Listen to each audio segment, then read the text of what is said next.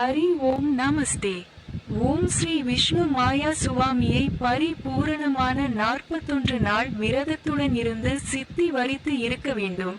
கழிந்த பின்னிடு நித்தமும் 2 விளக்கு திரியிட்டு தீபமேற்றி வழிபட வேண்டும். அப்படி வழிபட்டு வரும் பட்சத்தில் சர்வ ஐஸ்வர்யம் சுகமங்கலம் நடக்கும். தீபம் ஏற்றாமல் மானசீகமாக ஸ்ரீ விஷ்ணு மாயா சாமியை நாம் வழிபட்டால் ஸ்ரீ விஷ்ணுமாயா சாமியினுடைய கோபத்துக்கு ஆளாக நேரிடும். தொடர்ந்து வழிபாட்டால் பாதிப்புகள் மறதி கோளாறு, உடல்நிலை பாதிப்பு, மரண சிந்தனை, பயம், எதிரியின் தொல்லை, குடும்பத்தில் சண்டை சச்சரவு, தரித்திரம், துக்கம் ஒன்று பாதிப்புகள் நாளுக்கு நாள் அதிகரித்து கொண்டே வரும். அப்படி வந்தால் உடனடியாக தாமதிக்காமல் ஸ்ரீ விஷ்ணு மாயா தீட்சை கொடுத்த குருவிடம் சென்று முறையிட்டால் அதற்குண்டான தகுந்த பரிகார முறைகளை குருவானவர் சொல்லித் தருவார். ஆதி மார்க்கே.